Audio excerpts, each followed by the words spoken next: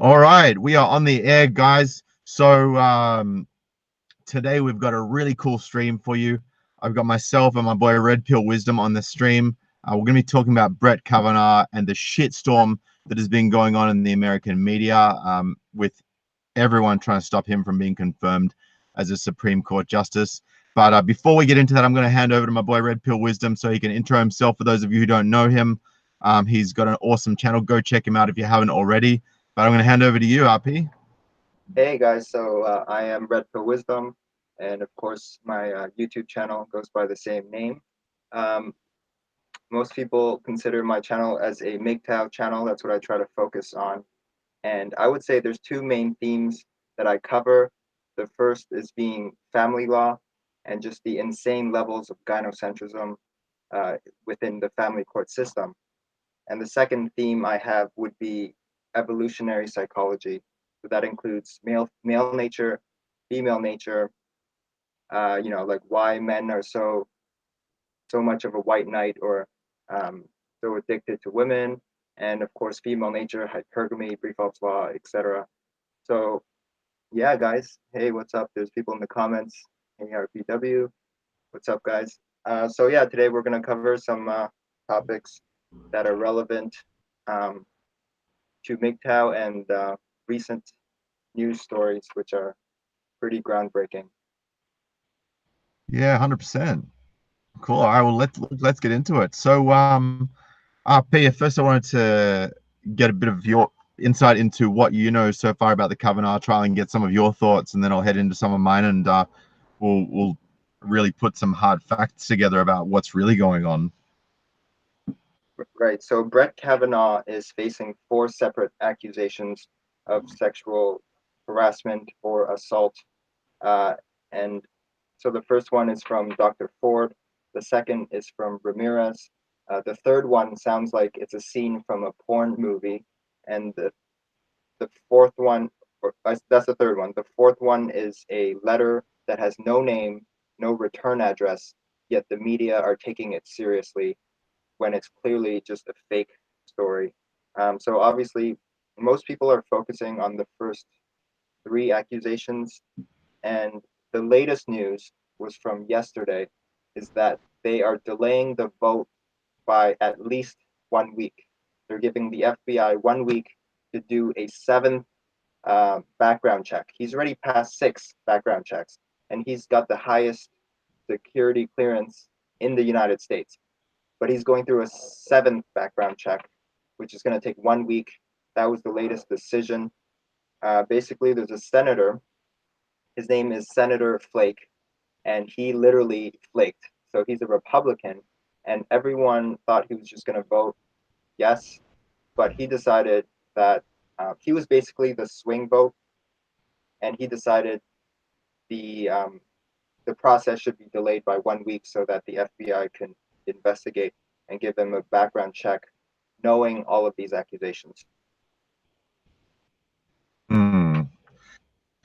Yeah, and I mean, look, it's a real double-edged sword with Flake. I mean, I on one hand I get, he really shouldn't be, in my opinion, based on what I know and what I've seen and the level of credibility that's been exhibited by these accusations and by these women that are making the accusations. I mean, I think that he should be voting to confirm, but by the same token, I'm big for due process, right? So I think that if there's an accusation against someone, let's not hang them by the court of public opinion straight off the bat. Let's examine the facts. Let's look at the evidence. I mean, we always talk about, as men, women shouldn't be allowed to destroy men without evidence, right? So, I mean, if we were to go ahead and confirm Kavanaugh without thoroughly investigating these 4 claims and having them confirmed as bogus, then we've essentially gone against what a lot of us say should be the right of everyone to due process, right? Because accusers should have due process to their claims being investigated, and the accused should have due process to being able to prove themselves innocent or to prove that the claims are not factual. And without those two things coming together, we can't really have a functioning and cohesive justice system that's going to be practical moving forward. but I think the missing link, and I'm sure you'll agree with me here, RP, is that the people who are making the false accusations that are later proven to be false in the cases where there are false accusations are not being held accountable. They are very rarely punished to the fullest extent of the law. And we see a few instances of it. But in instances like this, where you've got such people that are so aligned with powerful lobbyists, particularly in the Democrats, who have got a lot of money and a lot of power and a lot of influence, Christine Blasey Ford's probably going to get book deals. I mean, already she set up a GoFundMe. Did you hear about that, RP? Yeah, I think it was $500,000, or was it $250,000 that she raised? Last count, she was up to $600,000 on her Right. GoFundMe to get legal funding. But people are already backing her. You know, this is just a slush fund for her. This is just a cash cow, in my personal opinion. Well, yeah, hashtag Me Too is all about the money. It's all about listen and believe. And you mentioned, people have a right to due process. Well, they have that right, but they have to have sufficient evidence to open up an investigation, and you need evidence in order for the police to have a warrant, to issue a warrant or a subpoena to go into people's computers. You can't just use your own word of mouth. When it comes to the first case with Dr. Ford, I think there's 3 or 4 witnesses, and all of them have denied her accusations and say they don't remember seeing anything like that, even though they were at that party. So there is not enough evidence to give her due process to open the investigation. And also, if every case like this is going to have due process, the next judge is going to get last minute accusations of sexual harassment or assault. So this is going to be a pattern. If we allow them to do this, this is going to keep happening over and over. Exactly. And I mean, because these judges and anyone who stands up for fairness and due process and basically says, well, before we go calling him a rapist or a sexual abuser or a child molester or whatever the accusation against someone by someone is at any given point in time moving forward for the rest of history, it's just going to be an absolute shitstorm. I mean, there needs to be some sort of recourse. There needs to be some sort of, like, okay, if you're accusing someone, you don't get to go out and plaster them all over Facebook. You don't get to go out and plaster them all over the media and make money off that before we've even begun the due process.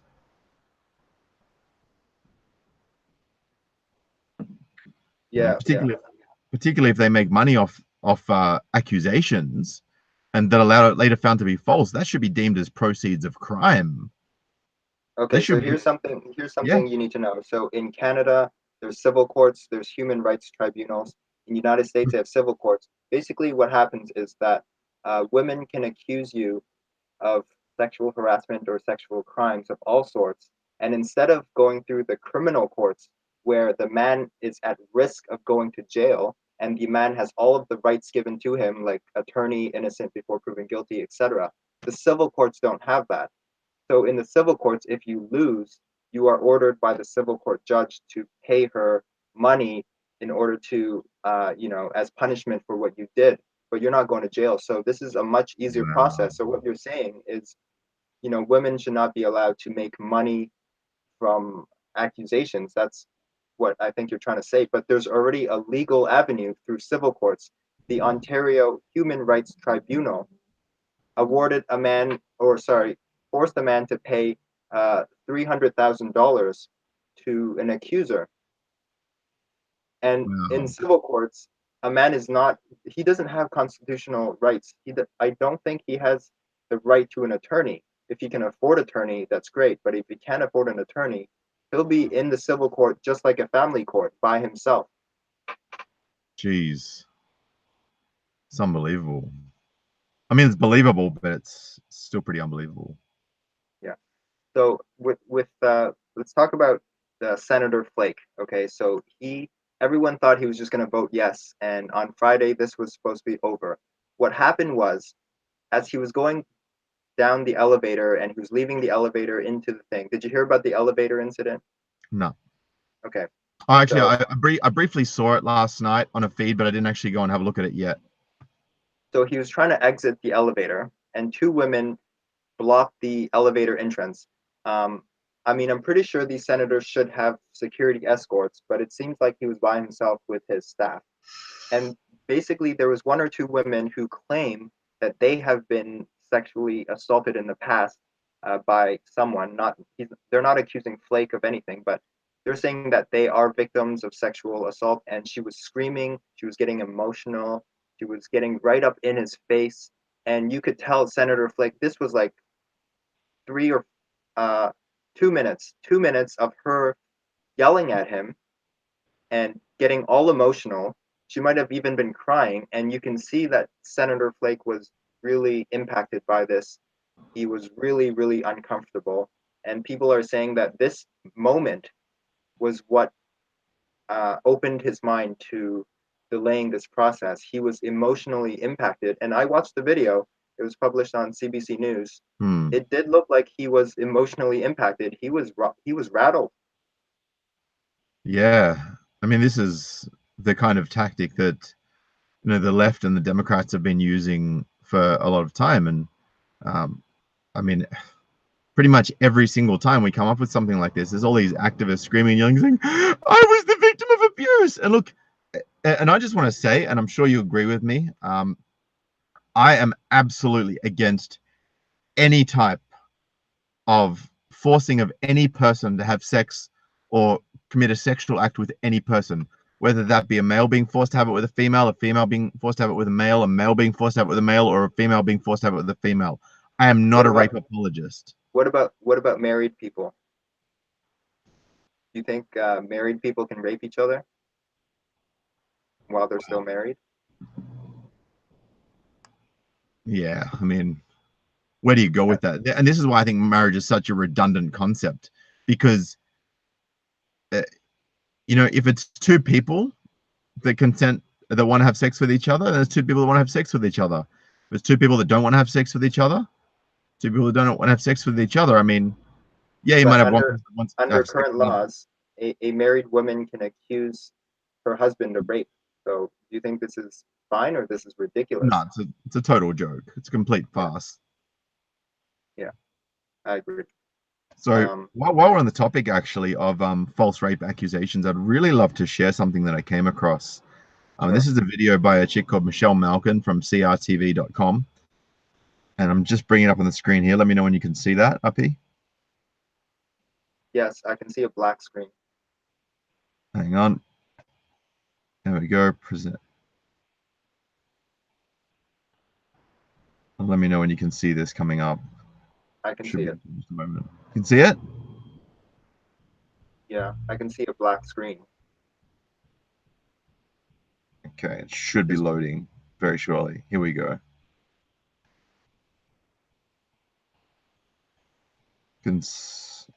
I'll hit play and see if we can see it. Fingers crossed. The statistics spread by agenda-driven feminists to prove that, quote, women almost never lie about rape is a lie. Can you see it? Across social media, on the airwaves, I can hear. college campuses, you hear it claimed over and over again by advocates. Only 2% of rape allegations are false. The truth is that number has no documented empirical basis. Experts who actually study false allegations of crimes have traced this phony factoid to a feminist author, Susan Brown-Miller, who made the claim in an unverified citation in her 1975 book, Against Our Will. In fact, researcher Edward Greer discovered after attempting to track down Brown-Miller's source that the 2% false rape rate is a complete, quote, ideological fabrication and has, quote, no basis in fact. Greer scoured the scientific literature on false rape allegations and found no published studies on the subject. Instead, he found that Brown-Miller had cited the remarks of Lawrence H. Cook, a New York appellate judge, from a speech to the Bar Association in 1974. Cook asserted that the commander of the New York City's Rape Analysis Squad, quote, found only about 2% of all rape and related sex charges are determined to be false. Greer contacted the judge's staff, and no one remembered where he got the numbers from or could produce any press releases, reports, or data to support the claim. No matter, feminist law professors and advocacy groups and journalists have recycled Brown Miller's bogus figure repeatedly. And it popped up again, blindly cited all over Twitter in the wake of the Harvey Weinstein scandal in Hollywood. Actual published research has documented false rape and sexual assault rates ranging from 8% to 41%.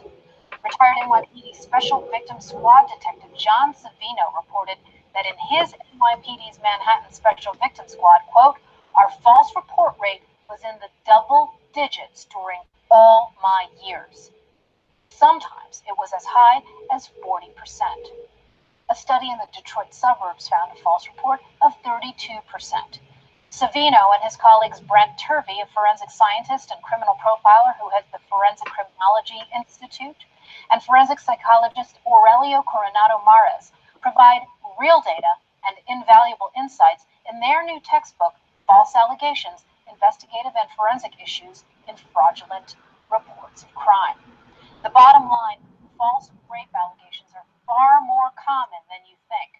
People lie for all sorts of reasons, from the need for attention to the lure of profit, out of anger, revenge, to conceal crimes or illicit activity, or because of addictions or mental health issues.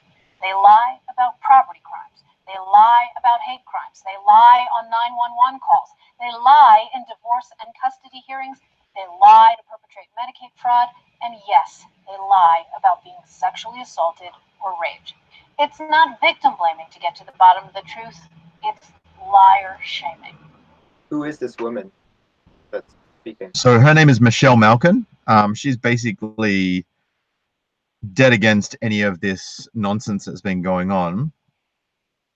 And I'm actually going to provide a link to the Facebook URL for anyone who wants to go and watch this video, because it actually does have the front cover of the books that she refers to by John Savino, and also the book that from back in the 1970s or whatever it was, from that feminist who came up with the bullshit statistic about the false accusation rate of being about 2%. So it's actually got a photo of that book, so you can go and check those particular publications out. So once this stream is finished, I'm going to go and find that and put that in the description below, guys. So just know that that is going to be available to you if you want to go and have a look at it for yourselves.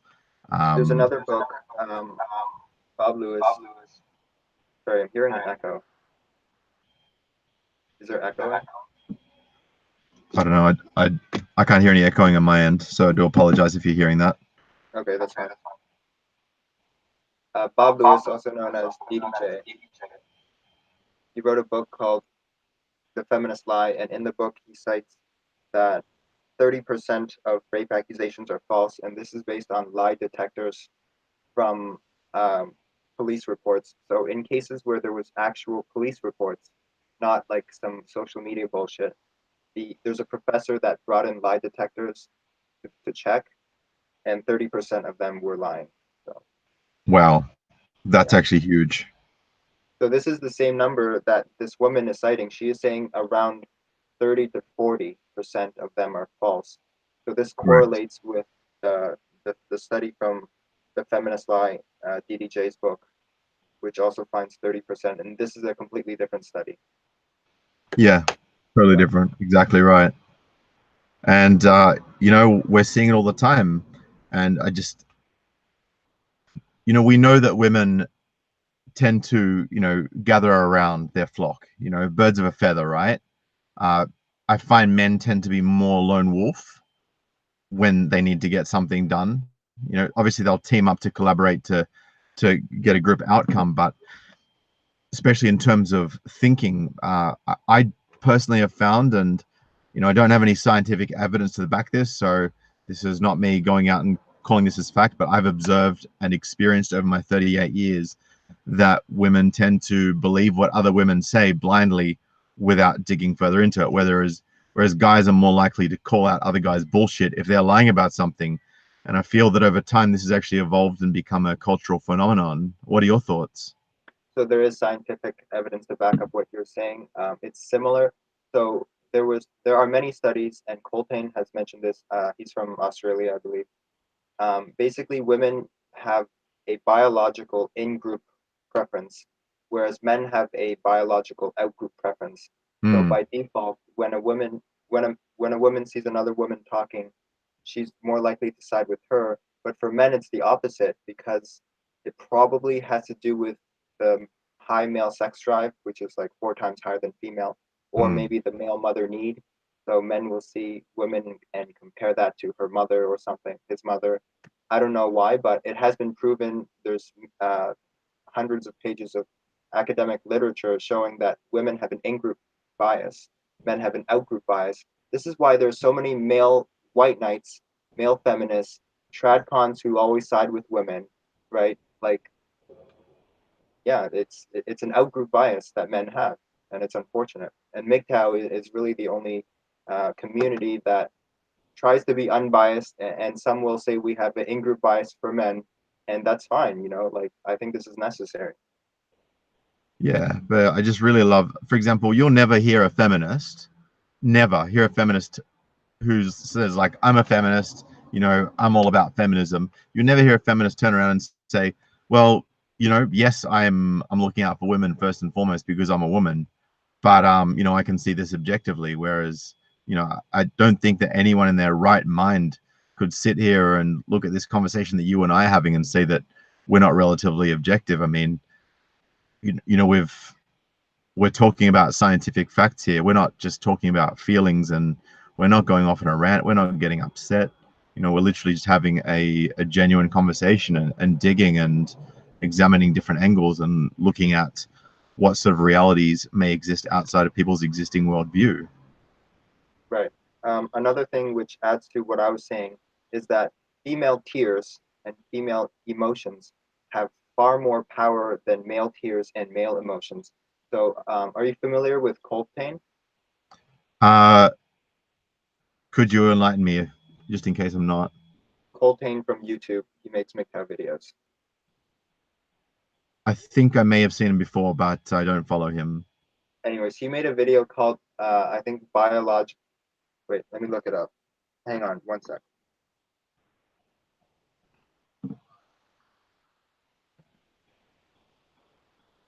While you're looking that up as well, guys, Yeah, I just want to. Oh yeah, no, you go first. Yeah, so it's Biology and Jurisprudence by Coltane. He's Australian, I believe. He makes MGTOW videos, although he doesn't put MGTOW on the title of it. Coltane, I'm sure many of your audience have heard of him. Basically, crying and female emotions have far more value, and this affects the outcomes in the justice system and in the family courts. So, yeah, what's interesting about the Brett Kavanaugh thing, I think he did this on purpose. When he was testifying, several times he was crying. But this woman who was testifying, she did not tear up once. Yeah. I'm not saying this is proof that she's lying, but we'll see what happens, because if both Kavanaugh and the woman, Dr. Ford, cried, then guaranteed people will be more empathetic to the woman. If both a man and woman cries, they always side with the woman. But she did not cry. She got a bit emotional. She never cried. So we'll see what happens with that. And the fact that she's a doctor of psychology and she would also know exactly that people tend to be more empathetic if there's tears, right? She could have easily turned on the waterworks and garnered the sympathy, but yet she didn't. Well, and again, I mean, I'm not saying she's lying because of that, but it's just, I don't know, it raises questions for me. She's not an actress, so not all women can put out tears and make it look genuine, and especially with everyone looking. She's not trained in Hollywood, so I don't think she could do that. Yeah, I mean, then, so I agree with what you're saying, and I would also say that if she genuinely had been through such a traumatic and gut-wrenching experience, that kind of thing doesn't leave you after 30 years, you know? And Yeah. I just found it really interesting that she already had court documents prepared 20 days before she made the accusation. Did you know that? No. What do you mean by court documents? She already had court documents ready. She was lawyered up 20 days before she made the accusations against Kavanaugh. And I'm also going to provide a link to that video in the description below after the video is finished as well, So because that's are a you really talking important about piece of her? information as well. She wrote a Pardon? letter. She wrote a letter to one of the Democratic senators, and then the Democrats kept it silent, even though there's already a process in the Senate Judiciary Council for doing investigations while keeping the people anonymous and confidential. There's a process for that, right? So I, I think what you're talking about is that 20 days earlier, she did send a letter and to reporters and to the senator. I think her name is Feinstein. Feinstein got a letter, and she just kept it silent for it was I think 2 months.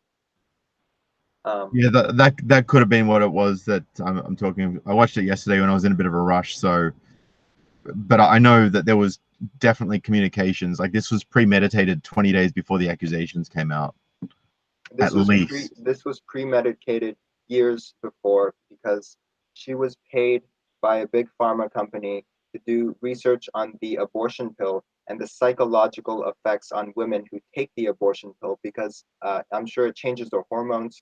I know the birth control pill affects the hormones of women, so they do need psychologists to look at if it has long-term negative impacts and whether or not it's safe from a psychological level. She was hired and paid money to do research on the abortion pill as a professor in psychology. So clearly there is some financial conflict of interest here because Brett Kavanaugh has a reputation of not supporting abortion.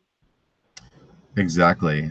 I mean, and the crazy thing is as well, I mean, Kavanaugh can't just wake up one day and be like, I don't want women to have abortions, so that's it. He can't make that decision. That's not his decision to make. Yeah. Did you watch the him testify in front of the senators, Kavanaugh? Did you Yeah, watch that? Yeah. absolutely. So one thing I noticed, like I don't care if he's Republican or Democrat because judges are not supposed to be political anyways, right? I just watched him and I was looking for how gynocentric he was or just what he had to say, and he he does sound like a feminist to me. He's bragging about, you know, all the times he supports women, how he has 4 law clerks that he selected, and all of them are female. Whereas if he was unbiased, he would say, I selected the 4 best possible law clerks to help me to be the best Supreme Court justice. Instead, she said, I picked 4 women to be my law clerks. I mean, he sounds like a feminist to me, so I don't know. It's tough. I mean, there's also possible that he could be saying, well, basically trying to appear women friendly, and he clearly is. I mean, if he's got four of these people, right, in those roles and no men, then clearly he's not anti-woman because otherwise he wouldn't have them in those roles, you know, especially not in such a ratio of, 0 to 4 in favor of women. So I think maybe that was just, you know, a strategic tactic that aligns with him being in favor of women. Particularly, he's got a daughter. Yeah. I mean, I don't know. I mean, no one. Haven't been able to find anything about him being a feminist online. I did do a search, but maybe he is a bit of a simp. But I think he's just a fair guy, and if anything, he wants to be just as fair to women as he is to men. Maybe he's a little biased towards women, if anything. Yeah, I think he's innocent. He deserves the job. And the reason he should get passed through is because if he doesn't, then this is going to be a pattern where there's always going to be more accusations for the next judge, and also the next president. It's not just the judges; it's politicians. They're all. I think Roy Moore. What happened to Roy Moore? He's a politician, a Republican politician. He lost the election because of accusations, and then after he lost the accusations, the woman, uh, what's it called when you like take back your accusations? She like Retract them. yes, she retracted her accusations after the election. So I mean, it just Wow. clearly shows that she's bullshit, right? So this happened. Did you hear about the Roy Moore thing? No. Yeah. So he was. Let me just look. he was a politician.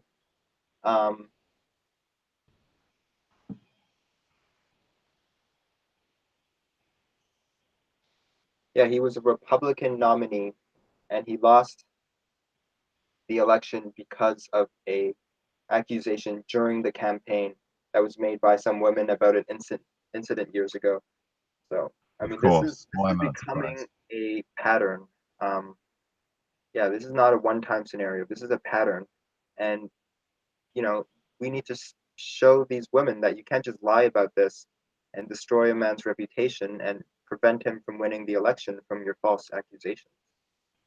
Yeah, because right now they're relying on the white knights in Parliament to step in for them and legislate and take action and basically give them anything on their whim based on a lie, and then have no repercussions when they're found out to be lying because they've already done the damage and they've already achieved the outcome they wanted. They don't care if they get caught out lying by that time.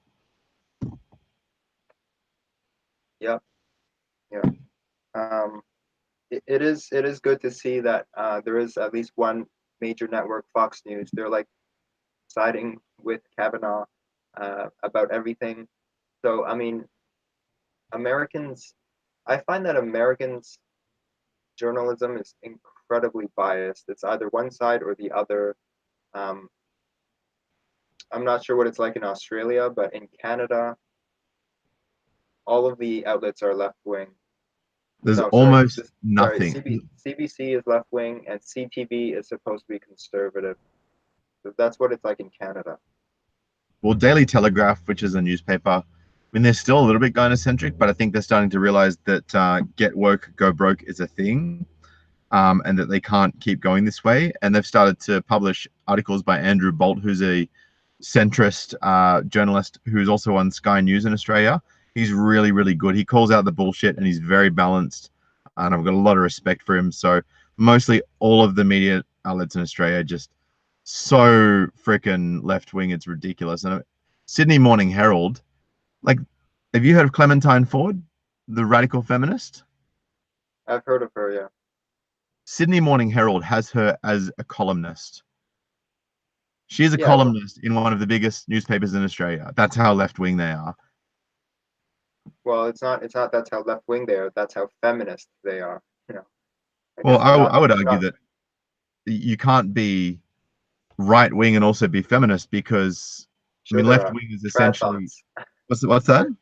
Trad thoughts. Have you heard of that? They're like traditionalist women who are conservative, but I mean, they they're not officially feminists, but they don't give a shit about men. They're not advocating for men's rights. They want men to man up and get married and suffer the consequences if it fails. So I guess they I might mean, be better, but that sounds to me less like feminism and more like just zero accountability because the feminists are like, no, we want all of these rights and you know, when we want legislators to do this and we're victims, whereas these chicks are just like, we just want money and we don't care what the outcomes are. They're not so much fighting for rights as just taking advantage of the ones that exist. What are your thoughts? I think there can be feminists who are left wing and right wing. Honestly, I think feminism has infiltrated both sides of the political sphere. Just watching some of the Republican senators talk a few days ago in the Kavanaugh case, they sounded, like they were trying to be feminists, or not like radical feminists, but they were highly gynocentric despite being Republican. I think the whole spectrum, left or right, I think TFM and others have said that traditionalism and the tradcons on the right and the feminists on the left are two sides of the same gynocentric coin.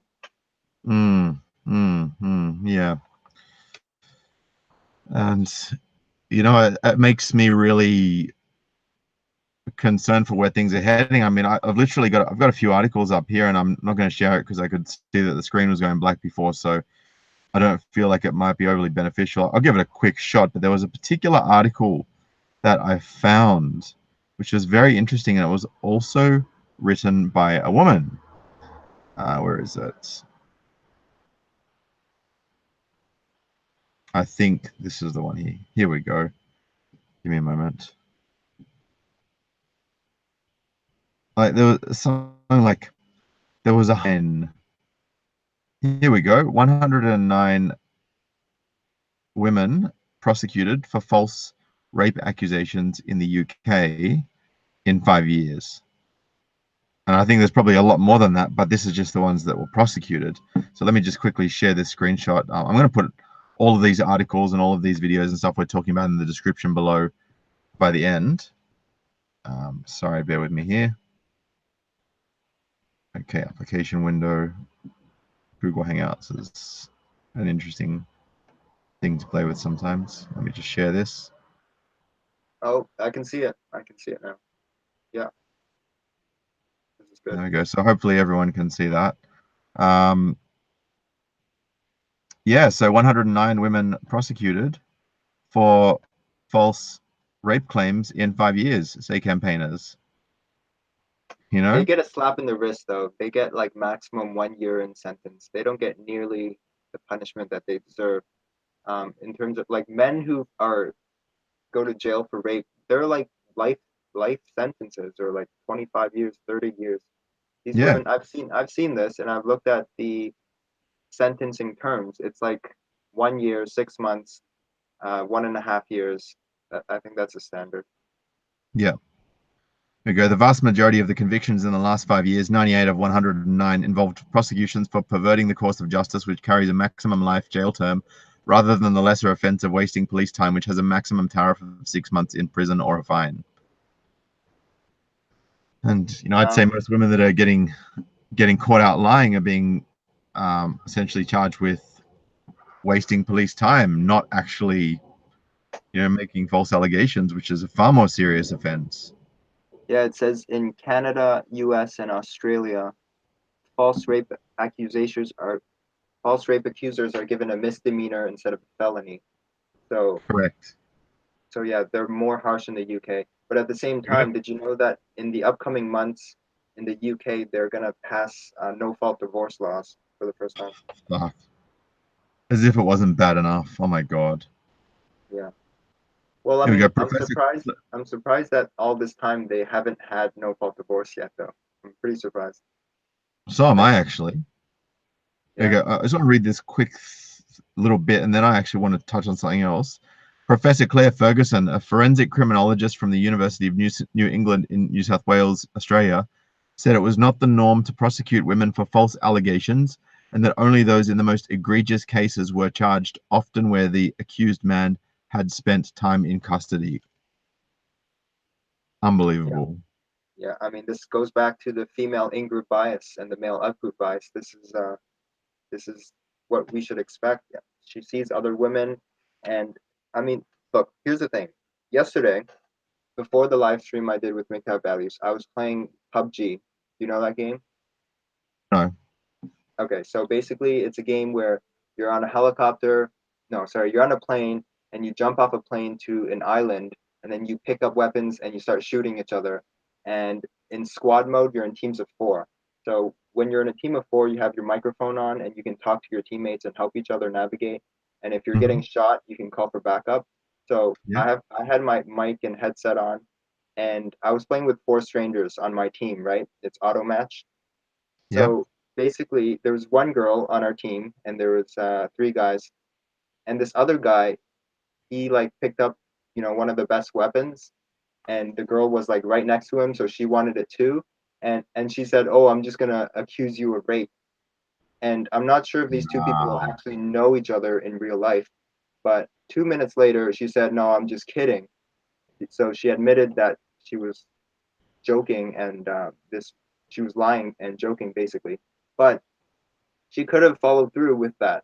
She was pissed off because he got the best weapon and she was right next to him, and this pissed her off. And as a joke, she straight up accused this innocent boy of rape. And I'm pretty sure these were teenagers. They sounded like teenagers. So this is unreal. And I was on the team. I was not accused of anything. I just listened. But it's pretty shocking how women don't take this seriously. They use it as a weapon to destroy a man, as it gives them power. Yep, absolutely. Absolutely. I actually encourage everyone watching this right now to go to duckduckgo.com, not Google because Google's biased, duckduckgo.com, and just type in the search term, false rape accusation, and then click on images, and then scroll to the bottom of those images and look at all of the different articles. And it's just story after story after story after story after story after story after story of false accusations being made against men by women, and the men having their lives ruined. Yeah, there's many cases of this. Woman sentenced to jail for false rape accusation rolls eyes in the courtroom. Like, are you kidding me?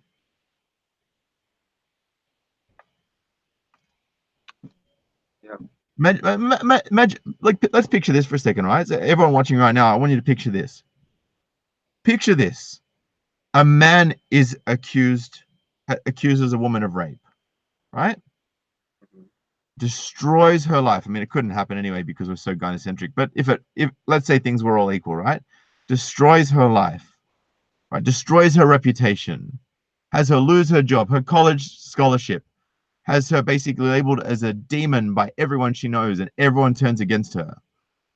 Imagine if then in the courthouse, the man went and rolled his eyes in the courtroom after being called out for making false allegations.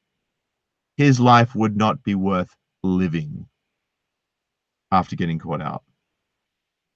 There's only one case I know of where a man accuses a woman of rape, and he took a picture of the woman on top of her with a machete, and this was his ex-girlfriend. And he reported this to the police, showed the police the picture of her on top of him, pretty naked with a machete in her right hand or whatever. And I believe the police charged her with assault with a weapon, but not with rape. And I'm pretty sure he wanted a rape charge and have her locked up for life. But the police looked at all the evidence, and she was sent to jail for a few years for assault with a weapon. No rape at all, Straight pussy pass. Yeah. And they were saying because he enjoyed it or whatever. Like they don't consider him being raped. The only cases, even when teenage boys are raped by their female teachers in high school, which happens every single month, because there's like a fetish where it's kind of like the dominance fetish that a lot of men and women have. So for women, they can't do this dominance fetish with most guys, but they can do it on their students if they're a teacher. So they do this, and then this happens a lot. Fortunately, a lot of them do go to jail, but none of them get life in sentences. And when the media reports on this, they would say it was a sexual affair. They would not use the word rape on it. So yeah, or took his innocence, or sexual misconduct. Yeah. At worst. But it is shocking. Like when you Google student rape by teacher, there's no gender there, right? Don't type female teacher or whatever, but you'll see that every single article is a female teacher and a male student, even when you Google gender neutral terms. Let's actually do this live because I haven't done this before. So I'm actually just bringing up my my browser window, and I'm going to search for this right now in front of everyone, and this will be the first time I'm seeing it as well. What was the search term? I'm just making this up. I guess it would be high school teacher, sex with student.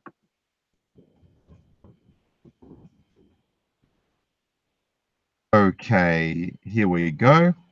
You guys can all see that. I literally have not doctored anything. You saw me type it in live on this stream, and it's got all the articles. Let's even turn off the safe search so there's no filtering at all. It's just raw. Does it filter for adult films though? We don't want adult films. Yeah, okay, let's not do that because I'm starting to see some of that. Yeah, let's not do adult films. Yeah, let's not do that. We want to keep this on the air. Here we go. A Virginia high school teacher was arrested last Thursday after it was discovered that she allegedly was teaching one student a little too much about the female anatomy. Placed on leave and charged with sexual battery after she allegedly had sex with a 17-year-old. Burke High Just School open teacher. open in a new tab so we can see like the picture and stuff. Because I can't really see anything. Oh, you can't see the picture at all No, right I now? can see it, but like actually click on the articles. Okay. So like Twinsburg High School, So Ohio. this was 7 hours ago, 2 days ago, 3 hours ago. Do you see this? 7 hours, 3 hours, 2 days. You just can't make this stuff up. So we've got Oak High, we've got Ohio High, Twinsburg High, Burke High, Virginia High. All right, so this is 5 different ones. Let's see the dates, how recent these are, so we can see how often this occurs. So this was one's from yesterday. September 29th. Yeah. And the name is Laura Busey. Laura Busey, clearly a woman, right? Out on bond. In order to have no contact with any children other than her own. Yeah, Right, so she's this a 32-year-old home economics teacher. So she can't even teach people how to cook without fucking her students. Great. Go to the next one. Yeah. Seriously.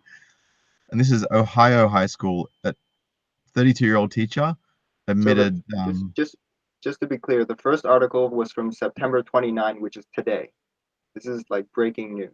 U.S. time. Yes, this is breaking news. Yeah, this is today, U.S. time. Yeah.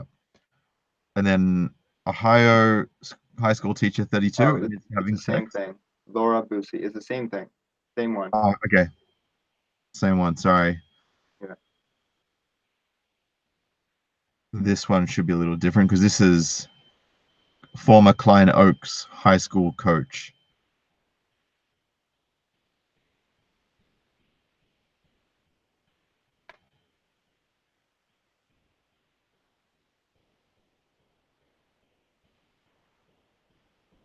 Is this one a guy? Yeah, this one's a guy. This one's a guy. I mean, look, and here's the thing, right? Like, we know that it happens with both sexes, but it's just happening so much more with women. Here we go. South Carolina. Jennifer Arrow. This was 24th of September. This is 5 days ago. South Carolina teacher accused of having a sexual relationship. Sorry, this is just running a little slow here. Yeah, it's Jennifer Arrow was charged with sexual battery. Accused of having a sexual relationship with a student, lowered his grade when he refused her advances. Wow. Wow. That is manipulation to the highest level. Oh yeah, 100%. School district has, look at this, a history of employees engaging in romantic relationships with student and failed to properly supervise Olaji Aro. So she's obviously saying, well, you know, it's not fair that I should be charged with raping a student because I wasn't supervised properly. And then and we hear people saying all the time, oh, women are children. And my first instinct as a man is to say, well, you know, women aren't children. You know, we shouldn't be speaking about them like this. But it's like, okay, I'm starting to wonder if they need supervision, right, as a teacher to not have sex with their students. You know, they should be fired. They should be fired.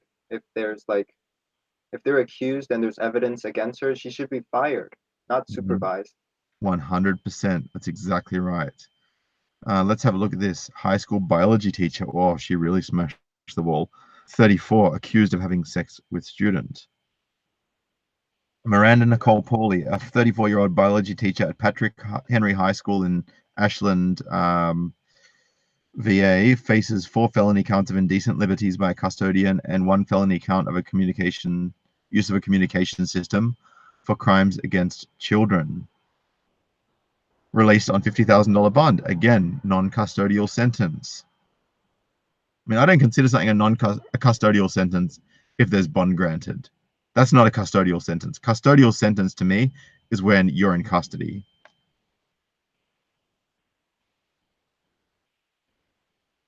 Yeah, I mean, this shit happens way, way too often. It's unfortunate. Here we go. Evangelical Christian school teacher, high school teacher in Nevada.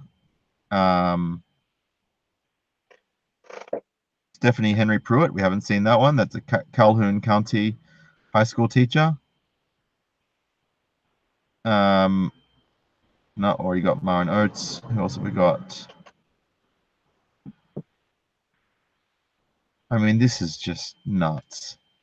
And Absolutely these are nuts. all within 1 week. These are all within 1 week from today.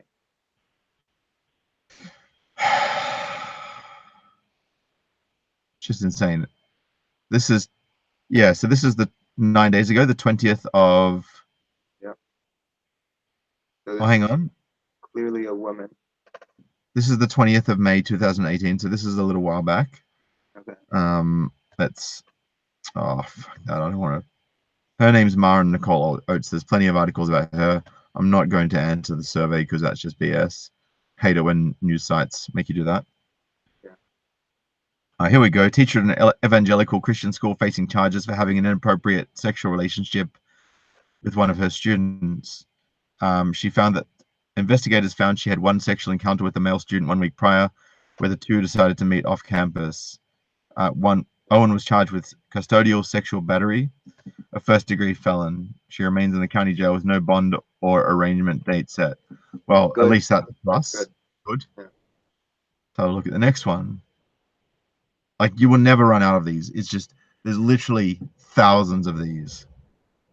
Here we go. Calhoun County high school teacher arrested amid allegations she's been involved in a sexual relationship with a student since last year. And this was on the 9th of March. Stephanie Pruitt, her name. Yep, Stephanie Henry Pruitt. Yep, she's married with a child. There we go. Sexually involved with a 17-year-old student since October 2017. Yeah. Yeah. So, I mean, look, we could rant on for weeks about this. Let's be honest, right? We could do so many streams, just one after the other, after the other, after the other, after the other. Yeah, there we go. The high school history teacher. Yeah, a guy who. Yeah, and that was a 15-year-old student.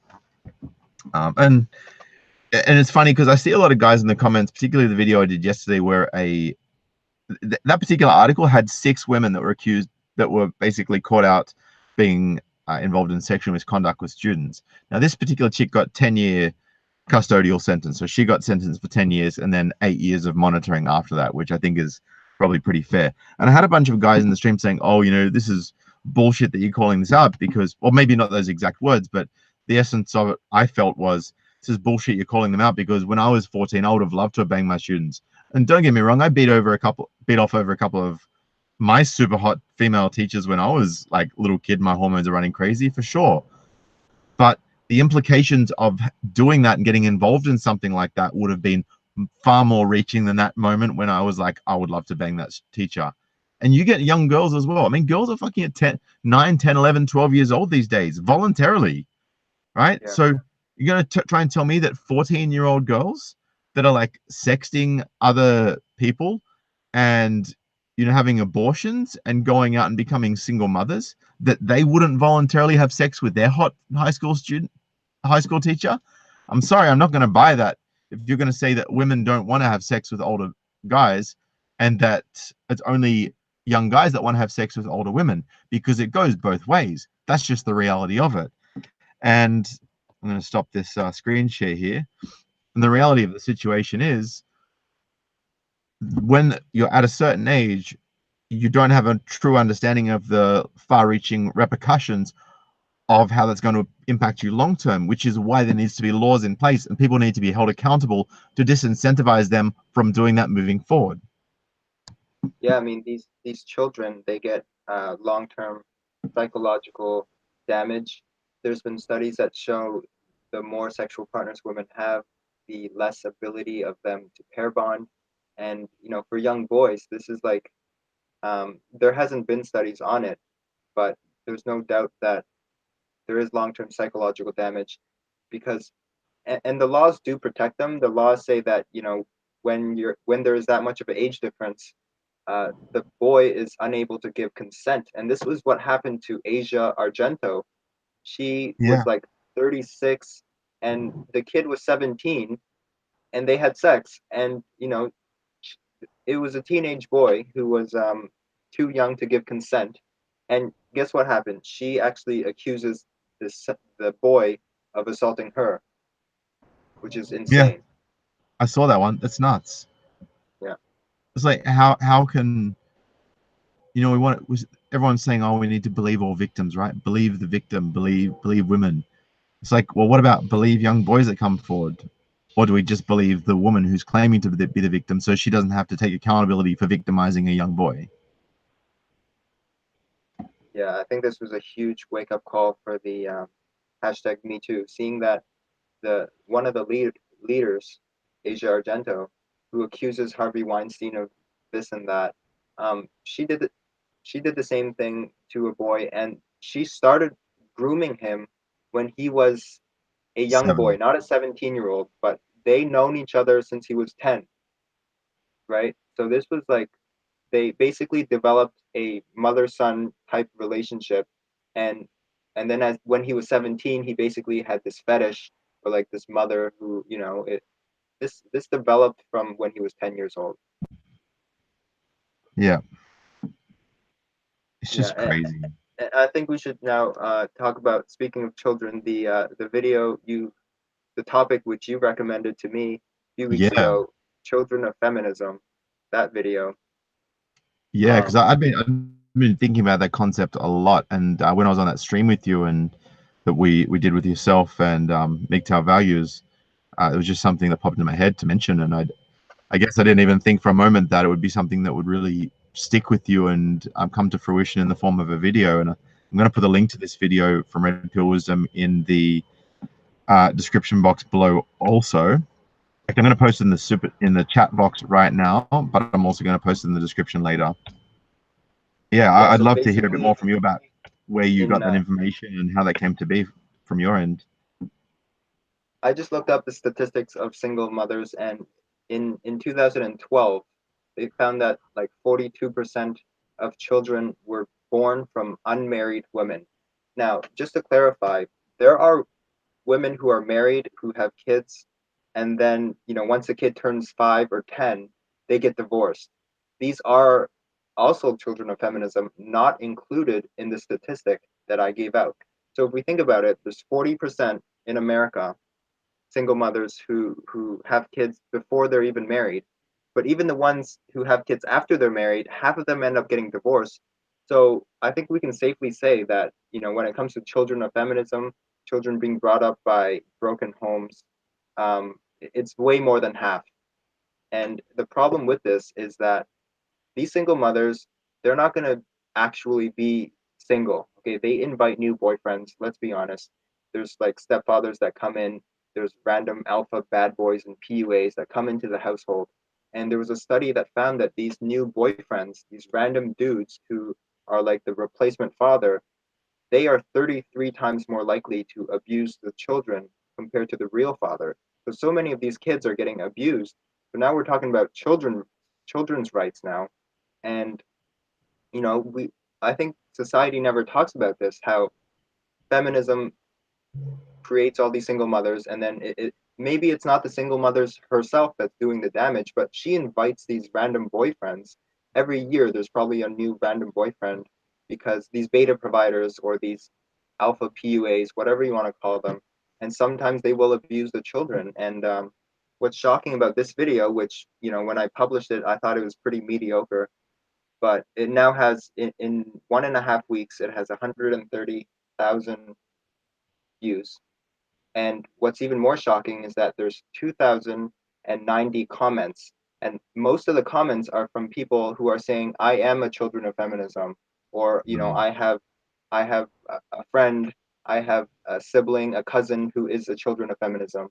Some of them tell stories of them getting abused. Some of them just talk about the lack of mentorship. And now that they're in their 20s, they feel like they're lost because they never had a positive male role model. I'm sure they had bad male role models like gangs and whatever, but they never had a strong positive male role model because they were raised in a broken home by single mothers, perhaps by, her random boyfriends who are not good role models. And yeah, this is the cause of promiscuity culture, no fault divorce, and of course, when women use child support, when women use children as pawns in order to collect child support, like, this is the end result. We have children of feminism, an entire generation of young men and women who are just they're destined to have poor life outcomes. Yeah, exactly. And it was interesting. I sat down and had coffee the other day with a lady I know, and she's a personal development coach and an NLP coach, and she grew up in a single mother household where her home was basically a halfway house, where her mother would let people who were drug addicted or who'd been kicked out of home or ran away from home like sleep over for the night while they made other arrangements. Like, basically, really, you're gonna let your home be a halfway house when you've got a young daughter? And there was no father in the picture, and I don't know the circumstances behind why the father wasn't there. It's irrelevant. The fact is that so many single mothers I see don't know how to instill discipline, they don't know how to be congruent, and they don't know how to help build up a rational framework for their children to function in the world around them. And even this particular woman I was speaking to, I broached the topic very carefully because I know that her mother was a single mother, and I didn't want to shit on that because obviously people are quite defensive of their parents inherently. Right. And she said, well, look, I totally agree with you that there's no boundaries in most single mother households, and a lot of my clients are single mothers and they don't set boundaries for their kids. Or I get clients that were the children of single mothers and they had never had any boundaries, and they don't have any confidence, they don't have life skills. And she says, I find that guys who get raised in single mother households, they either turn out really aggressive because they've never had a positive male role model, as you said, to help them to regulate their testosterone and understand how it is that they function and take them through that, evolution from boy to man, and that rite of passage that takes place over a number of years, not necessarily a specific event. Or you get the opposite, which is a highly emasculated, a highly emasculated boy who's not confident, and they're very feminine, and then they get angry because women aren't attracted to them, and then they get angry at women. And I think those particular people probably would make up the bulk of people who are involuntarily celibate. And for any women watching this right now, MGTOW and incel are not even close to the same thing. The feminists who are telling you that are completely retarded and don't even have a clue. Men going their own way are essentially looking after themselves, building themselves up, and are far more attractive to most women than someone who is constantly trying to gain approval, which is the majority of people who are involuntary celibates. We've let go of the anger, we've let go of any hurt and hatred, and we're just understanding the female psyche. And I've been on that journey for a long time, and yourself, RP, I know that you've gone deep down the rabbit hole of the female psyche as well. And we do see eye to eye very much on a lot of things, and it's really eye-opening when you actually get to know what's really going on, and how human dynamics have just basically been put in the blender and put on puree by feminism and social engineering. Yeah. So when boys are raised by single mothers, they are far more likely to go to jail or prison. The U.S. looked at the characteristics of the prison, the statistics of the prisoners, and they found that 80% of them were raised by broken homes. So they didn't blame single mothers, but broken homes, we know what that means, right? Yeah. And also, when it comes to girls, they're far more likely, if they were raised by a single mother, they are far more likely to be promiscuous, teen pregnancy, and therefore being a single mother herself. So, yeah, this is a self-perpetuating problem. And all of this comes down to no boundaries. Yeah, because women are good at nurturing children, but they're not good at disciplining their children. Correct. Yeah. So. Correct. Exactly right.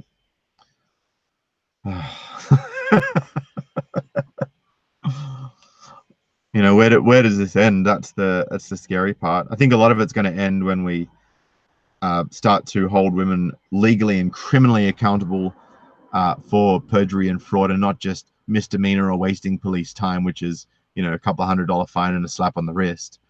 And the only way we're going to do that is to have serious changes to legislation. And of course, it's very hard when you've got so many women in power now, so many white knights and manginas, so many feminists controlling the media and leftists controlling the media and swaying the court of public opinion to, fight against any move to make people personally accountable for their own existence. And something that you brought up, RP, was, and I did a video on the other week, was Italy are moving to change their divorce laws, which is a very interesting situation that I've been following. So I want to get your thoughts on that. So yeah, you did a video on that, and I looked it up further. So Italy has a birth rate of 1.37 births per woman on average, which is far below the replacement level of 2.1.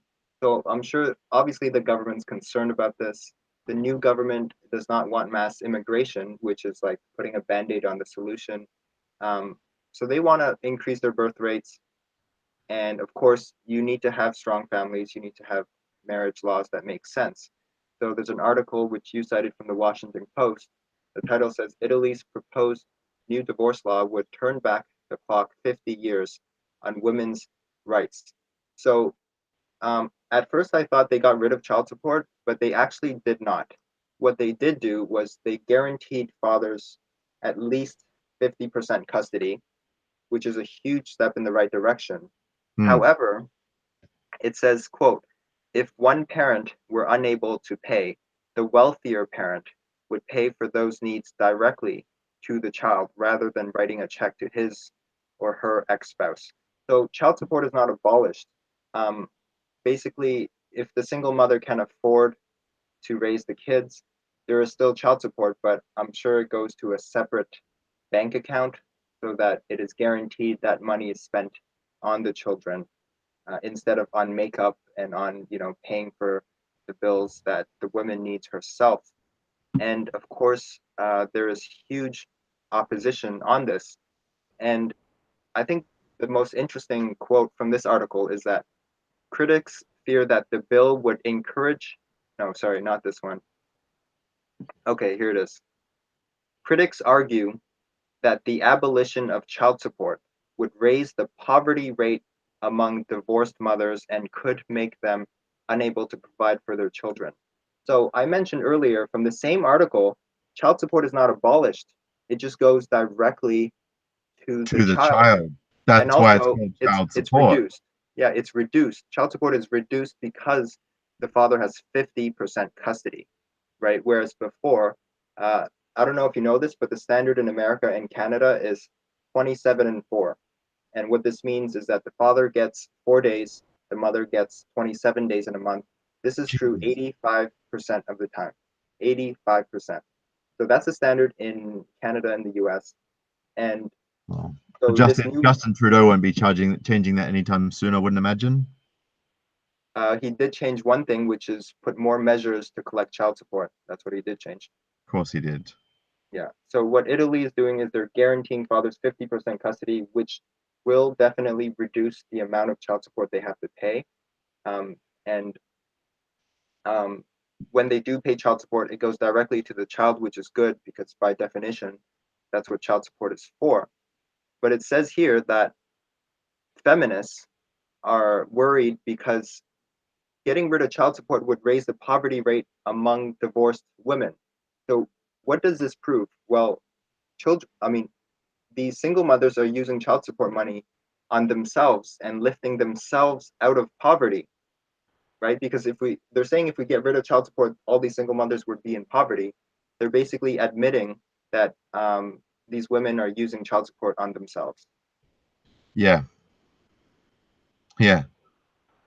Oh, well, because we're not going to be able to spend money on ourselves if we get the money taken away from us. Yeah. And it's Yeah. not So, just I mean, Italy. that is really, as you said, an admission by default, in my opinion. Exactly. And it's also funny because, yeah, you go. No, you can go. I was going to say something else.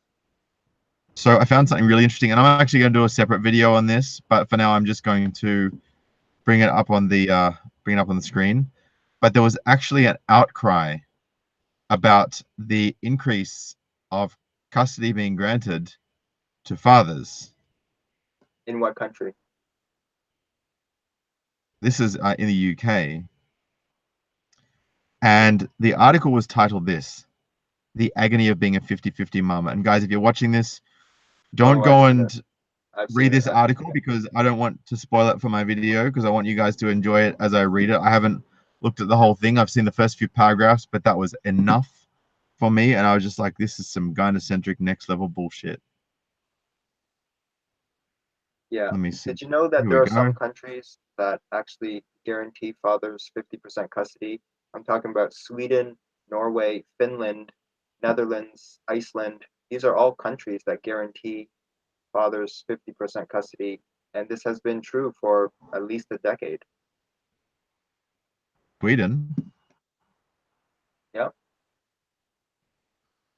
So I don't know if you can see this here. I'm just bringing up the article, The Agony of Being a 50-50 Mum. yeah, this is from the UK, right? Yeah, it is. Yeah. Sorry, my I mean, low on spec. if you don't want So to I be apologize. 50, yeah, if you don't want to be a 50-50 mom, just don't get divorced. Yeah. And if you don't want to stay with the guy, it's like, well, and this is the thing that I just don't get. I seriously don't get this. Women are like, oh, we don't want to be a 50-50 mum. Okay, well, if you don't want to be a 50-50 mum, then don't get divorced. Oh, but I don't love him. It's like, okay, well, does that mean you're a shit judge of character? Or does that mean that you emasculated him by being so domineering? Oh, that's victim blaming. It's like, no. If you've emasculated him by being domineering, right, in the same way that if he's made you into a shadow of a woman by being too domineering, it works both ways. It's not just a one-way street. Yeah, marriage was never about love. It was about the benefit of for the children. That's according to Professor Jordan Peterson. It's never about love. Correct. Correct. Yeah. Oh, here we go. Imagine then the agonizing pain of being privy to your child's life for only half the time. Imagine how fathers that don't get any time with their children feel. The lost cuddles before bedtime, the milestones missed, the long nights spent wondering if they're sleeping sweetly or crying out for mummy. Or what about the nights where they're just hanging out with dad and actually having a great time because their mum's a bitch at home? And obviously, there's a lot of, co-parenting mothers that are very good mothers. But there's a lot that only co-parent because the law said you fucking have to, or we're going to throw you in jail, right? Because if they had their way, a lot of these mothers would simply just cut the dad out of life altogether. My friend called me the other day. He's like, I don't know what to do. I was alienated from my father. Like my mom alienated me from my dad when I was a kid, and I can see my sister doing the same thing to my nephew right now.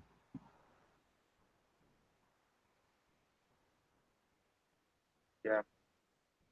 Just Not much. unbelievable. So it says here that the woman is an office manager and the guy is a police officer. So it sounds like she makes a lot of money, and it sounds like she might make more money than the guy because police officers are not paid huge amounts. So hypergamy kicked in, and she wanted a divorce. Of course, of course, of course. Here we go, and this just proves that the system does not care about the children; it only cares about the mother. This is a quote from this article. But it comes at an emotional price for the mothers involved, and the consequences for children are yet untold. Veronica Sweeney Bird is one such mother who wishes more than anything that her two little girls were having a more relaxed, stable childhood. Instead, every other Thursday, she drops one off at a nursery and one at primary school, full of foreboding as she kisses them goodbye. So, I mean, like just to me, reading this alone, I'll tell you what I get from this. So it's emotionally taxing on the mothers, but we don't know about the children, so therefore we don't care. So we got to focus on the mothers since we do know the impact on the mothers. And she's also insinuating that her two little girls do not have a relaxed, stable childhood because they have to spend half the time with their father because they're not full time with the mother. This is the picture that's being painted.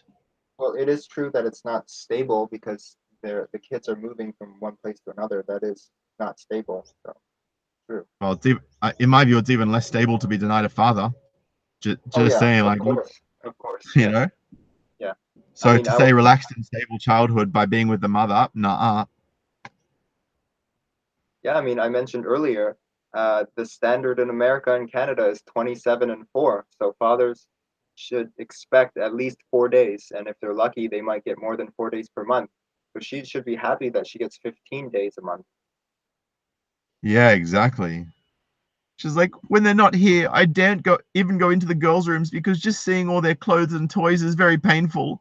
I know I'll just dissolve into tears and won't be able to function. So again, it's all about her emotion, all about her ability to function. It's not about the kids. It's not about the girls. It's not about the father. It's all about her emotional pain. Exactly. Yeah. What's And even yeah, go ahead. Keep reading. I was just going to say, this is one other bit. She says, to distract myself from the pain, I throw myself into work, working all the hours I can to keep me occupied. Now, this correlates as well. You see so many feminists going and getting their bachelor's degree, becoming a college feminist, their master's, their doctorate in arts, and then they work their asses off. I've got an article, and I'm going to do that in the next week. So for anyone who's watching this who hasn't yet followed, hit subscribe and bang the bell. It's basically talking about a woman who is saying that her colleagues are making her infertile because her high-powered job is too stressful on her body and on her reproductive system, and therefore it's somehow men's fault. Unbelievable. Yeah, Not I've seen that accountable. article. I've seen that article. Yeah. She Yeah. she blames men for her infertility, right? Yeah. It's hilarious. Yeah. Blames men for her infertility because she chose to go to uni and do all these degrees and then become a high-powered businesswoman because that's what she wanted, right? And I see that in this woman. She's throwing herself into her work to distract herself from the personal pain and anguish that she's going through. And I think a lot of women who are feminists are angry and bitter. I'm not saying that all feminists are, but a lot of feminists are angry and bitter and upset, and they're miserable in their lives because they've been lied to that by going and getting their doctorate, they're going to be respected and loved and have the awesome family and have the work-life balance they desired. And that's not the case. The elite feminists do not care about individual happiness for women. They care about the top level numbers. They care about women as a collective earning more than men. They care about women as a collective having more political power than men. They care about women as a collective dominating the discourse in the media and the education system so that they can control men at a top level. And this is why women need to fight back against feminism, because it is doing them no fucking favors. Yeah. But I mean, it does them favors in the short term, but not in the long term. And I think there have been studies that show that men are better at thinking long term. That's why all the best chess masters are men. You have to be able to plan ahead, 5 moves, 10 moves ahead. Women don't think That's that right. way. They think They don't. near future. They think about now and the near future. Men think long term, in addition to what's going on now. So like in the short term, I could see how feminism might benefit women, but in the long term, there's a woman on YouTube. She calls herself Georgia Free. Have you heard of her? Yeah, I've heard of it, but I got to check her out. She did a video, um, saying that she's super successful in her career, and she recently just passed an exam. Like, so she's like a professional something. She's a professional accountant, CFA, professional engineer, possibly, whatever it may be. But then she said now she feels like she's overcome every obstacle, and she, the thing she wants most is to have a child and to love a child that's hers. And now she's complaining about competing against women who are in their early 20s, and she's in her late 20s, and she is seeing Yeah, all these women in her early 20s, having more success than she is. And yeah, she was almost getting emotional in that video, just so much regret and in her life choices. Even though she makes huge amounts of money, she admits that she's very financially sound. She earns really good money, um, and she's really miserable and depressed about it because she can't find a man. She admits that hypergamy is a thing, so she sees all these yeah. guys who are not as successful as her. So now Yeah. she's depressed, and there's no good solution for it. And Jordan Peterson even did a lecture that I saw, and he was talking about the difference between men and women in terms of careers and whatnot. And he's saying about, how there's more women going into the law, and we've never seen this kind of phenomenon before, and we don't know where this is going to take us. But he was saying that, women, you know, are killing their law degrees. You know, they're on a rocket ship to the top. They're smashing it out of the park. You know, they reach partner by the time they're 28 in the law firm. And by the time they're 30, like the law firms can't keep them because they're like, I've reached the top of my career. I'm making like 300-400 grand a year. Why the fuck? Like, I bought my house. I've got a couple of investment properties. Like, I could literally retire now, have my family, and just kick back and chill for the rest of my life. Why would I want to put myself in under the pressure of putting 80 hours a week? He said, it's not, we shouldn't be asking the question that why are there not more women in these high-powered, you know, corporate CEO high flyer positions. It's why are there any men crazy enough to want these positions to begin with? Well, it has to do with hypergamy and the male attraction or the female attraction to males with high socioeconomic status, whereas men are only attracted to youth and fertility.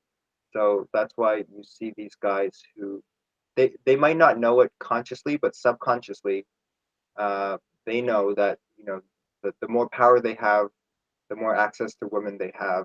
So that's why they're pushing themselves. That's right. And you know, this is where I see that feminism is really like massively. It's literally gotten an AK-47 and just unloaded a full belt of ammunition into its own foot.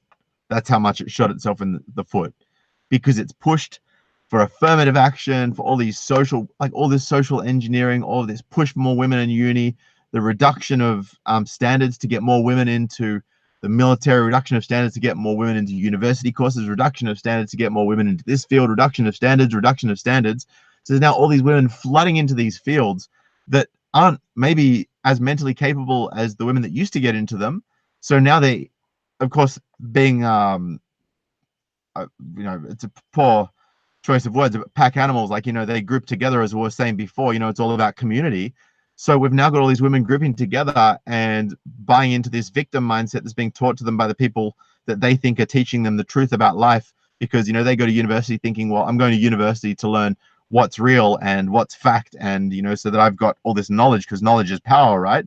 And then they get given the wrong knowledge that is not based in fact or rooted in science, and they've gone off on this tangent. So we've now got a situation where we're getting women who are starting engineering are getting paid more straight out of university than men for the exact same job. But Not that's just not enough for engineering. feminists. It's not just engineering. It's all young women on average are earning a bit more than young men, not just Yeah, engineering. that doesn't surprise me at all. So I'm going to dig more into that and check that out as well, and maybe even do a video on that. But I mean, just the one specific article I was reading about was engineering. And they're saying, oh well, you know, across the board, women are still got a pay gap, and it's like, yeah, but we're talking about janitors, and like, you can't have a janitor that works during the day for 4 hours being paid the same as a janitor that works, like, well, let's say a janitor works 9 to 5, right? Right. You can't pay them the same as a janitor that works from 10 p.m. to 6 a.m. Right? It's the same job, it's the same industry. So of course there's a pay gap, but they're not taking into account penalty rates, things like this. Like, they don't want to mention that, because then that blows the whole argument out of the water. You Yeah, know, I mean, women the doctors don't wage want to work on call the way that men doctors do. the wage gap has been debunked many times, so I'm That's not right. even gonna go in detail talking about it. They Yeah, basically true. they don't account for different career choices and different professions that men and women take. Lifestyle That's the biggest thing. preferences. Yeah. Absolutely. So Absolutely. speaking of Jordan Peterson, he said that in one of his videos where he talks about hypergamy, he says you can't have hypergamy and feminism at the same time, because by Correct. definition, you know, women want to marry up. Well, if feminism are elevating women so that young women are earning more than young men in all fields, not just engineering, and this is average, of course. So how are they going to marry up? This is mathematically impossible. So really, as a society, we need to figure out: do we get rid of feminism or do we get rid of hypergamy? One You is can't get rid of a hypergamy. So I know which one I'm going to be targeting. yeah. I mean, in theory, it is possible over a few hundred years, but because evolution does have the ability to shift. Correct. So, I mean, hypergamy came about through evolution because in the past, women that were not hypergamous actually died off and their children died. So in the past, it was necessary, right? So Crazy, man. Crazy. it could change, but it'll take a long time. And it's cool because that was that point you just raised about you can't have hypergamy and feminism at the same time. That's exactly where I was going with that, and that's exactly why I was saying that feminism has shot itself in the foot, because this is the situation they're creating. And of course, now all these feminists, they're saying, oh, well, you know, look at me, I'm a corporate high flyer, you know, I'm a successful CEO. And then they get to 35, 40, and they're like, oh, but there's a man drought. Where have all the good men gone? And it's like, you just can't see it in front of your own eyes because you've listened to these people lying to you your whole life. You've bought into this blue pill mindset and you don't understand what's really going on. And you've completely ignored male nature. Even people that are, even women who are like clinical psychologists, you know, they're psychologists. And what's the other? Philosophers, you know, like they're just buying into this radical feminist theory, and they're so like deep in that they can't actually take a step back and go, oh man, shit's going haywire. Like, what do I really want? Like, seriously, if I put aside all of this stuff I've been told I should do, where is my happiness? You know, because like, if I don't know if you've been following my channel, RP, but Kate Mulvey, I usually do a video on her every weekend, and I'm actually going to do it tomorrow morning because it's a public holiday in Australia here, which is nighttime in America and Canada. Yeah. But she's basically this train wreck who, she even admitted that she was lied to by feminism that told her she could have it all right now, all at the same time. And now she's like 54, 56, 58, God knows what age she is now. But she's been writing about herself. She's been a textbook narcissist for the last 20 plus years. And it's just always been all about her.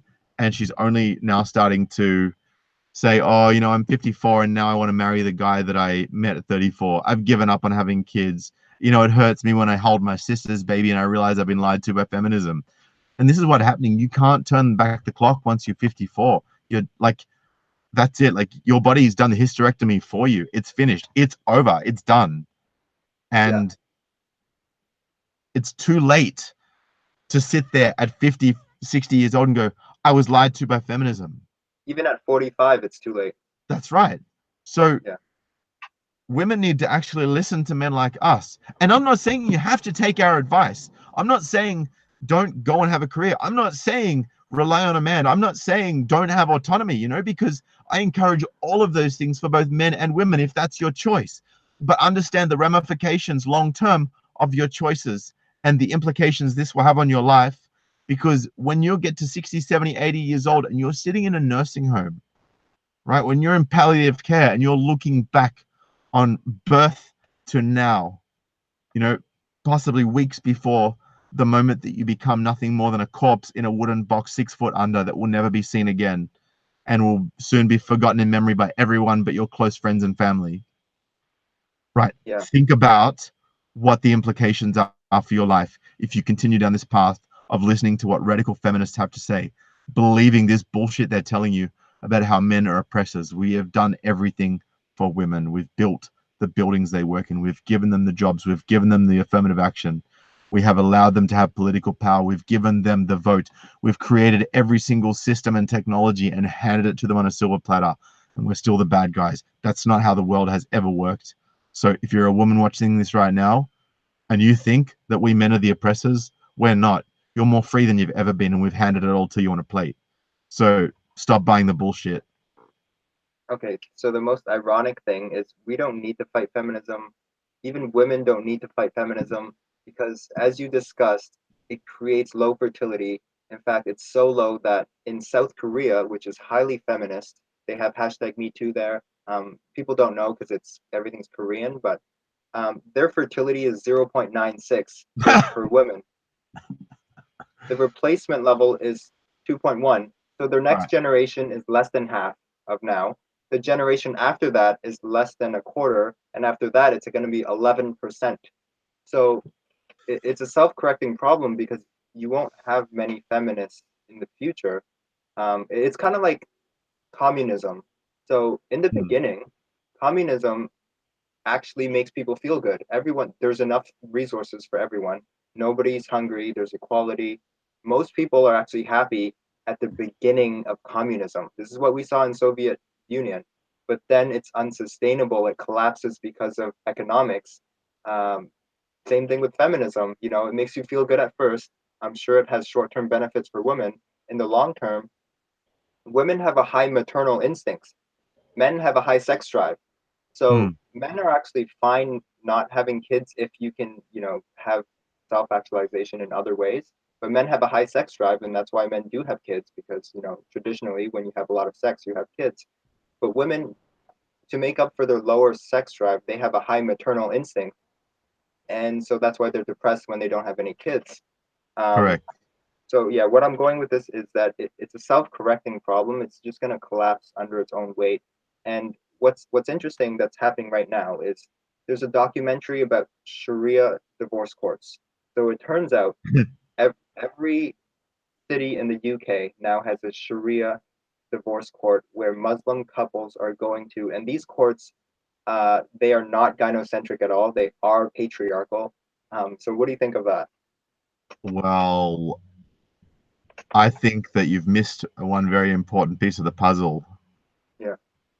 And that piece is that there has recently been a woman in the UK who was a Muslim woman, and she found out that the rights under Western law were far greater in terms of asset distribution and custody than they are in Sharia law. So she actually went to the UK family law courts and pleaded her case, and they actually recognized the Sharia marriage as, even though it wasn't legally registered, they actually recognized it as a legal marriage in the UK, and they distributed the assets and custody to her accordingly under UK family law, not under Sharia law. So the precedent has been set. Right. So basically you're saying a Muslim woman goes to a British divorce court to get a divorce instead of a Sharia divorce court. Is that what you're saying? Yeah, because they basically, because the precedent's now been set, because it's been done once, any Muslim woman in the UK can go to the family law court in the UK and say, I want to divorce my husband, and I want it to be recognized as a legal marriage so that we can have the separation done in the family law courts so that I'm not disadvantaged. And because the precedent's been set, then it's like, okay, well, there's a case that precedes this. There's precedent, there's case law, and therefore we can have this heard under under the UK Family Law Act, not under Sharia law. Yeah, So this well, guy actually lost most of his assets. this is going to depend on how strong the pimp hand is among those Islamic communities, because what they do to women like these is the family members, the entire extended family, will kick her out of the family for not following the Sharia divorce court. So their only tool they have is family pressure and shame, and we'll see how strong that is. Well, I mean, they used to have family pressure and shame that would stop women from having children out of wedlock, but look at where we're at now. Right, that's true. Here we go. I'm actually going to share this screenshot right now, and I'm going to have to go very soon, but I really want you to see this, because this is crazy stuff, and I might put the link to this in the description below. Man, there's going to be so many source links I got to share after this. Here we go. British court recognizes. Just bringing this up now. Present to everyone. There you go. British court recognizes Sharia law in landmark divorce case. And of course, look, it's got the man leaning over, being intimidating in the woman's face. Of course it does. The case could have implications for other couples married under Sharia law. Sharia law has been recognized by British made a landmark divorce ruling which could change the way Islamic marriage and divorce works in the UK. The High Court ruled that an estranged couple's Islamic faith marriage conducted in a ceremony called a nikah falls under British matrimonial law despite it not being legally recognized as such. It means Nasreen Akhtar will be free to bring her case to the divorce court and claim her share of the assets of her marriage where she previously would not have been able to. In the high-profile case, Ms. Akhtar and her businessman husband Mohammed Shabazz Khan were deemed to have a valid marriage. The judge said the union should be recognized because the couple who took their vows in 1998 lived as man and wife, introduced each other as such, and had expectations similar to a British marriage contract. The case will have significant implications for women who marry under Sharia law. but not UK law, and could give them the right to divorce their husbands and split the assets related to the union, as well as securing a divorce more easily. Yep. And of course, these women, if they are granted this under family law, of course, they're going to get the support from the social system that is present in the UK also. Yeah.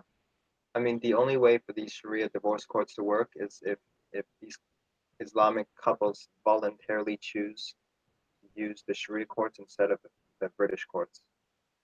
Precisely my point. Precisely my point. And that, you know, that requires the woman to play ball in that regard. And I just don't feel like that's something that's likely to happen on a grand scale.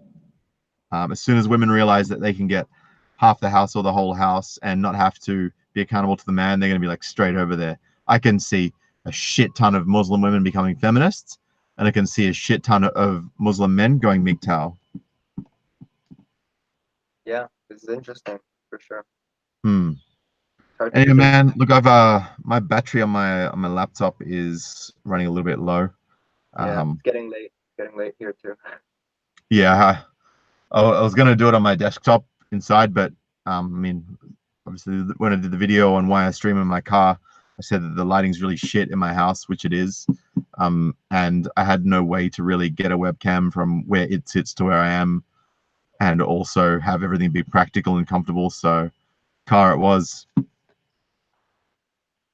Yes, yes.